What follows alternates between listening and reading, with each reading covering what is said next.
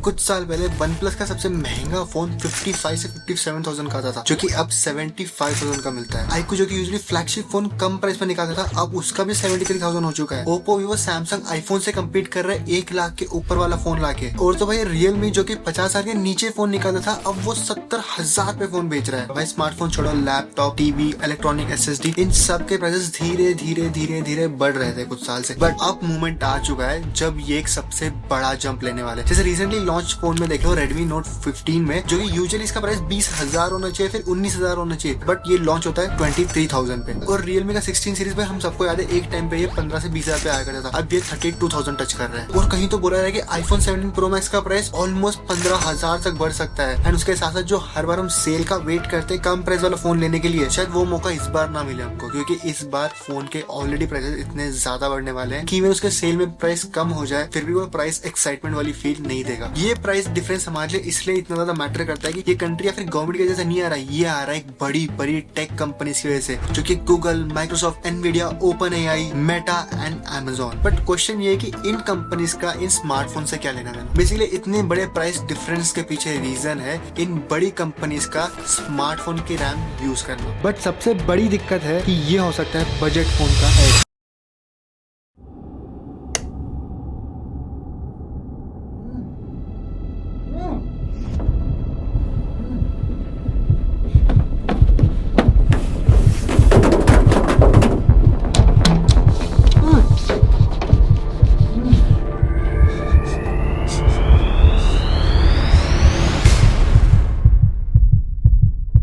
AI work करता है hardware के थ्रू और सॉफ्टवेयर के थ्रू। सिर्फ हमको लगता है कि भाई सॉफ्टवेयर में बहुत गुस्सा पड़ा, बट ऐसे नहीं है।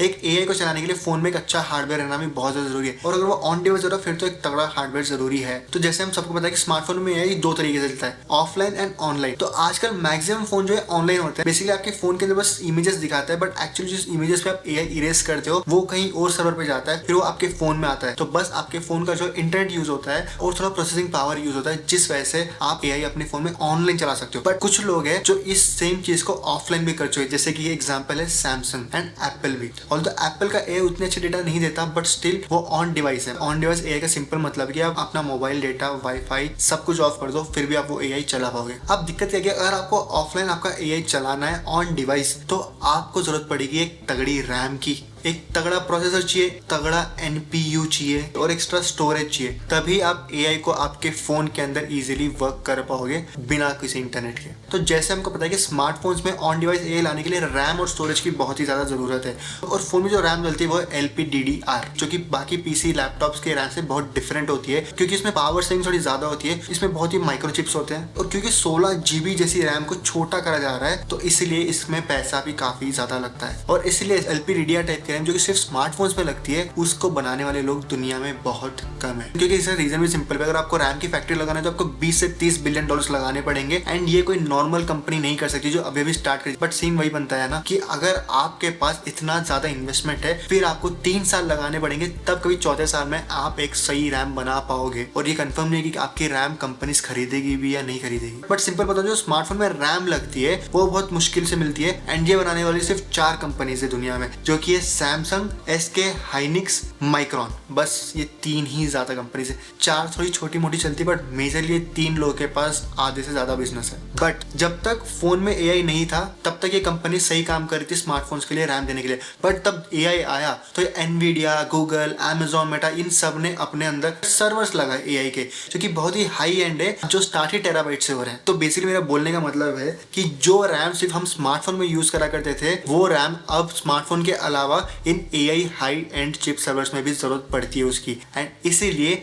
अब हो क्या रहा है कि जो गूगल, मेटा, एनवीडिया, ये सभी कंपनी के हाई एंड सर्वर्स है, और ये सर्वर को चलाने के लिए इनको रैम की बहुत ज्यादा जरूरत है, और ये रैम बनाने वाले सिर्फ 3 कंपनीज है। एंड दिक्कत ये है कि 3 कंपनीज ऑलरेडी स्मार्टफोन के लिए बनाती है, बट जब इन कंपनीज के पास आती है ऐसी बड़ी बड़ी MNCs जैसे कि गूगल, Amazon या XYZ सभी कंपनीज, तब ये कंपनीज इनको देती है बल्क में ऑर्डर। मतलब स्मार्टफोन दे रही है उनको 1000 रैम का ऑर्डर, तो बड़ी गूगल कंपनी देती है उनको लाखों करोड़ों रैम का ऑर्डर। तो ऑफकोर्स इन 3 कंपनी के पास इजी ऑप्शन है स्मार्टफोन की रैम वाली ऑर्डर को थोड़ा बाजू में रखे, और जो बड़ी बड़ी कंपनीज ऑर्डर दे रही है बल्क में इतने ज्यादा एडवांस पैसे देके उनका ऑर्डर पहले खत्म करे। तो होता है कि बड़ी बड़ी कंपनीज के ऑर्डर की वजह से बेचारे स्मार्टफोन कंपनीज वालों का ऑर्डर्स कंपनी लेती ही नहीं, और अगर लेती है तो वो बहुत ही महंगे दाम पे लेती है। तब हो क्या रहा है कि जो बाकी कंपनीज है Oppo, Vivo, Samsung, Realme and काफी सारी स्मार्टफोन की कंपनीज, ये सभी लोग इन कंपनी से रैम तो खरीद रही है बट बहुत ही महंगे प्राइस में खरीद रही है, जिस वजह से इनको स्मार्टफोन का प्राइस भी बढ़ाना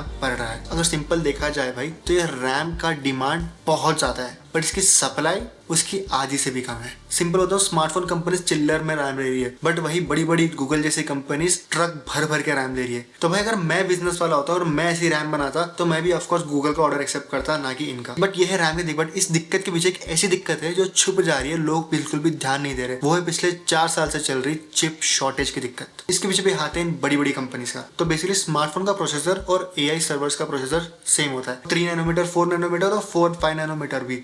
एंड ये सभी प्रोसेसर की चिप्स बनाने वाली सिर्फ एक ही कंपनी है जो बहुत लार्ज लेवल पे कर रही है, वो है TSMC। भाई 90% ऑफ चिप्स ये कंपनी बना रही है, मतलब किसी और के इसमें दम ही नहीं है भाई इतना अच्छा बनाने का। एंड सभी लोग इनके पास आते हैं। तो हो क्या है, जैसे आपने रैम में चीज देखी वही सेम इसमें भी चीज है कि अब TSMC के पास बड़ी बड़ी कंपनी जैसे क्वालकॉम, गूगल, अमेजोन, मेटा ये सभी आ रही है, बोल रही है भाई हमको प्रोसेसर दो। और फिर उसके बाद जो होता है ये छोटी छोटी कंपनीज भी आती है, बोलती है हमको प्रोसेसर दो। तो होता क्या है, गूगल जो है बल्क में ऑर्डर ले रहे हैं और ये जो है छोटे छोटे ऑर्डर ले रहे हैं। और यूजुअली स्मार्टफोन कंपनी जो है ना ये ले रही है ऐसी चिप की ऑर्डर जो कि यूजुअली थोड़े कम प्राइस पे आते हैं, जैसे कि बजट फोन पे आ गया, मिड रेंज फोन पे आ गया। बट ये बड़ी बड़ी कंपनी ले रही है एकदम फ्लैगशिप प्रोसेसर की चिप्स।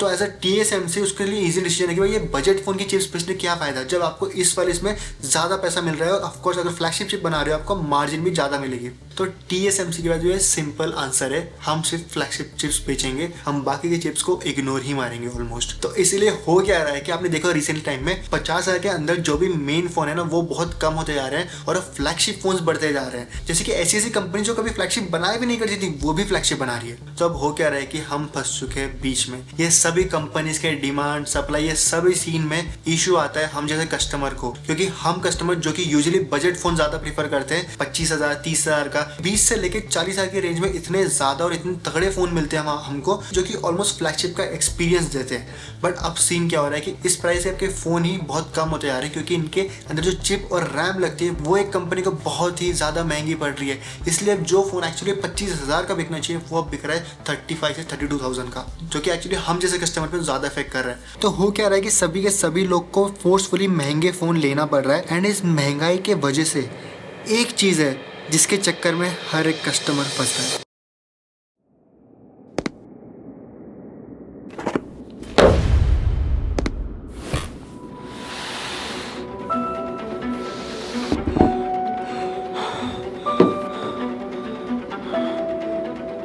कहाँ गया?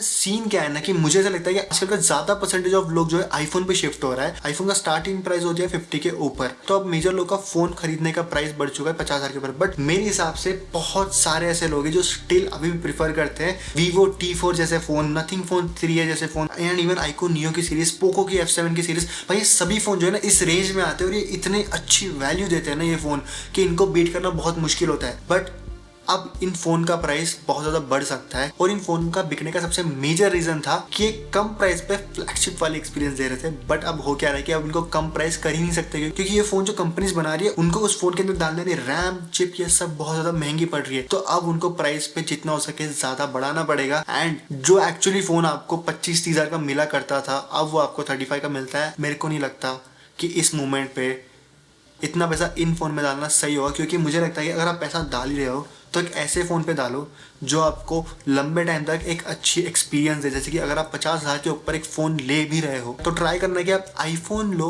जो नंबर सीरीज होती है, एंड अगर आप 70,000 के ऊपर जा रहे हो तो आप सैमसंग का सीरीज लो S25, एंड अगर आप 1 लाख के ऊपर जा रहे हो तो डेफिनेटली S25 अल्ट्रा या फिर iPhone 17 Pro, इन दोनों को ही चूज़ करना। उनके अलावा आई डोंट थिंक कोई और ब्रांड अभी उस प्राइस पे वैल्यू दे पाएगा आपको। मेन दिक्कत तो वही रहती है, अभी 30,000 25,000 वाली रेंज को अभी भी दिक्कत होगी, उनके प्राइस के फ़ोन सब महंगे हो रहे हैं। इसलिए मेरे को ऐसा लगता है कि अभी सही टाइम नहीं है स्मार्टफोन खरीदने का। बट यू नेवर नो भाई, क्योंकि हम अकेले नहीं है इस प्राइस की दिक्कत को फेस करने वाले, पूरा वर्ल्ड फेस कर रहा है, एंड आई होप बहुत जल्दी इशू फिक्स होगी। वैसे आप बताना आपको क्या लगता है। बाकी हम आपको नेक्स्ट वीडियो में जो कि काफ़ी ज़्यादा अमेजिंग होगी।